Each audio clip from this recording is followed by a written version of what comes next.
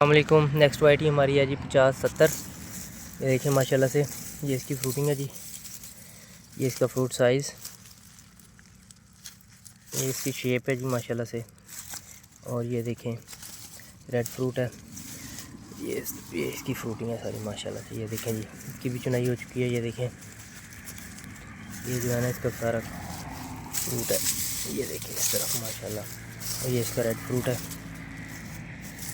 ये देखें जी ये है हमारी वैरायटी 50-70।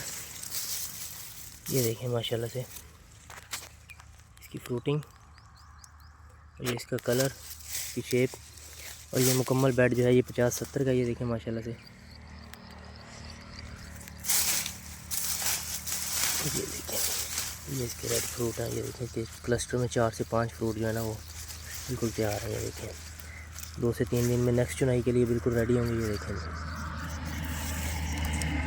ये हमारी वैरायटी 50-70 है।